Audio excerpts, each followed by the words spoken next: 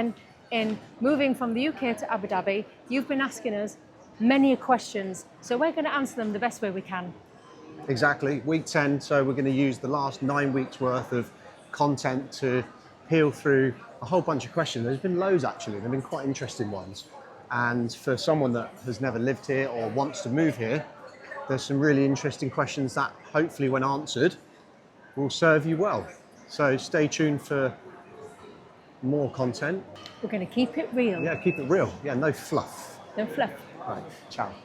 So one of the questions you've been asking us is, what's it like to drive in the UAE? Well, this one is going to give you a little bit of an insight because I don't drive. Yeah. Well, before I get into all of that, we're currently going round the only roundabout I've actually found in all of Reem Island, and it's next to Reem Mall.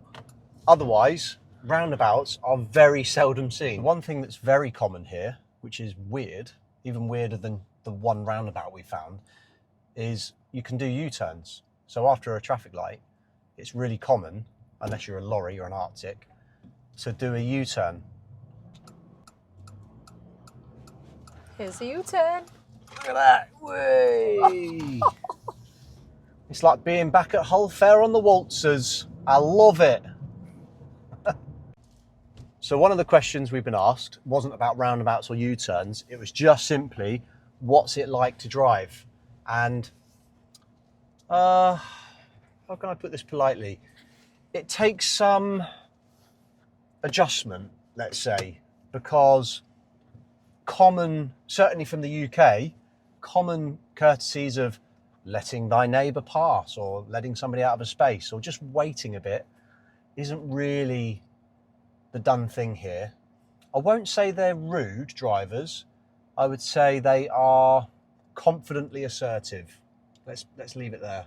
I'm going to leave the key on the seat with Tony's phone and see you later, car.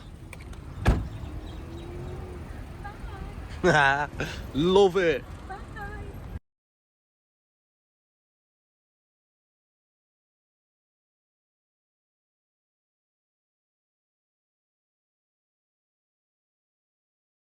And one of the questions that's come through has been directed to Howard, specifically because he's 15 and currently doing year 11 online schooling. What is online schooling like? At the beginning it was difficult because obviously adjusting to a new learning environment, and I've never really done laptop before except from in lockdown, which was a long time ago, so it took a bit of getting used to, but now it's natural. It's nice to hop out my bed, not even have to get dressed, stay in my pajamas and just do school. It's kind of nice. All right. And what about the class setting online? There's probably 20 or 30 students in the class. It's not really one-to-one, it's more a teacher is like sharing a screen, and then they do work on the screen, they set you a few questions. But it's positive overall. So for anybody else that's potentially considering moving abroad anywhere, because you can literally do this schooling anywhere in the world because they have a timetable anywhere in the world, would you recommend it? I would, yeah. How have you found making friends outside of school? It's been good. There's big communities of people, so for me I'm in my electric bikes and electric scooters, so naturally being on electric bikes and scooters you meet different people and you have things in common with people, therefore you can make friends quicker, easier and more things to talk about, because I've made quite a few friends and each and every one has the same interests as me, like e-bikes, e-scooters, and that's been quite a nice element. That's cool. And who's your bezie? Have you got a bezie? I've got a good mate, he's called Adam. Don't tell Freddie. He's got an electric bike which I am getting, so it's going to be matching, which I'm quite excited about. The Kugo Wish 02 by any chance? Kugo Wish 02 Pro. Oh dear. All right, great. Well, thanks for that, Howard. Welcome. Another question then. Yep. I'll ask you this one, darling. Okay. Do you ever feel homesick? I think out of the whole of us, I think I feel most homesick. Okay. Definitely. It's something that you can't predict. It's something that just happens. That's it. Yeah. It's like something I would never have thought that I'd ever have. But yeah, I definitely get homesick. And I'll hold my hand up and admit, yeah, homesick as well, sometimes. Yeah. And another question which will lead into this homesickness thing for both of us, or for all of us, is have we had any friends or family visit yet? Yes. So we had my best friend of 30 years, you know, in our career, but is also an auntie to our children. She came over for a week. She left. I thought, is it going to make me worse? But actually, it reminded me of the person I was. You know, England isn't that too far away. Yeah, and So- for me, it was lovely having Alex. Loved it. So on to more questions then. I am Okay. referring to the list of questions, by the way. And I'm just having a cheeky milkshake. Non-alcoholic milkshake. Someone's asked, how strict is etiquette? The amount of people who said, you do realise that females need to cover up, you can't do this, you can't do that. There's lots of things that people were telling me when actually it's nothing like that. No, Not at all. absolutely not. Women are treated with as much respect as men. Much, in fact, more so. Yeah, absolutely. Yeah. Yeah, absolutely. But it's funny how when you haven't been somewhere, you have a preconception about an area or a country. I think it's the movies or it's what you read online. It's nothing the same, No, is it's it? not. It's like being at home but with sunshine. Just be respectful. Yep. Yeah. Respect. Respect. Another question, any culture shocks? No. No. The questions that we had is to you. How easy is it to make friends or network over here? I would say this country, this Yeah. great area of land, offers an abundance of connections, willingness for people to want to help you, to want to introduce you to people that they feel may be of value reciprocally. Somebody that might be in a similar line of work, they might have a connection, and there's no shortage of people that want to help. It's almost a culture thing here as well, where people want to help each other. And the places where you can do those things and make friends and network and do business so far for me Yep. is brunches, Yep. cigar lounges, Yes. golf courses, Yep. members clubs. I'm going to a pairing evening tomorrow night with some elegant friends. So yeah, it's easy. It's great. Whiskey, cigars involved. Maybe. Question for you. Or mum. Oh, maybe. Both of you. Okay. All right, I'll So- let them answer then. Do you need a dehumidifier? Okay, so all the research that I did said you did. Actually, you don't need a dehumidifier at all. Ventilation systems are fine. Air Absolutely cons are fine. Absolutely. The whole mold and dampness, for us anyway, it's a myth. Yeah, absolutely myth. Okay, so what are the best apps to use over here? Do you want me to answer that? Sure. All right. Since I like discount apps, there's one called Best Bites, and I did cover it in, I think it was the last video. And on Best Bites, for I think 120 dirhams a year, you can enjoy things like 2-for-1 on brunches, 20% off a la carte, happy hour. It's been a well-worthy investment. Another one is mosquitoes, creepy crawlies, and wildlife. Howard, seeing you're out as much as anyone. Yeah, I've seen one fox, a desert fox, but in the Central Park here. Okay. What about mosquitoes and creepy crawlies? You've had a lot of experience with mosquitoes. Was I scared? Yeah. No. Fake news. Apparently there's been mosquitoes. I haven't been bitten. I've been bitten, yeah, to be honest. But Well, you've got to say it's October here. Normally, I'm the one bitten, and I've not been bitten. okay, So I'm rabbit. doing okay. We're doing all right. So not Doing too all bad. right. Not- Oh, and I've seen wild gazelle. So, Father, what's it like running a business over here in Abu Dhabi?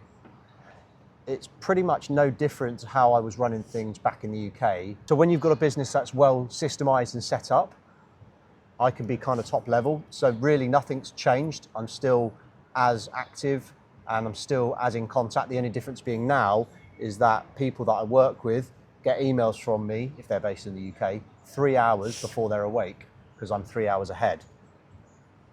But easy. It's been great. Easy. And obviously there are perks to it as well. There are reasons why people come over here and set up businesses and work here. So, Dad, why did you choose Abu Dhabi over Dubai? I didn't, Mummy did. Why Abu Dhabi over Dubai? So having been to both Emirates, Yep. general vibe that we get, I feel that Abu Dhabi is a lot more aligned with our vibe. It seems a lot more calmer, but yet there are still huge opportunities here for all of us. So Yeah. that's my take on it. Yeah. What about you? With Dubai, somewhere it's a little bit like living on the outskirts of London, and you go into London to visit on a weekend. You wouldn't want to live there, so it's a little bit like that here. Very family Yes. centred. Yeah. And where we live, we've got the benefit of having fast paced because we can go to downtown within 3 minutes of where we live and then retreat to the peace of a lovely island. That is Al Reem. Years. Okay, so this one's for you. How much is phone contracts and internet over here in comparison to the UK? That's one thing that is slightly more punchy. The phone contract works out at about £100 a month. So that's unlimited data and calls and texts.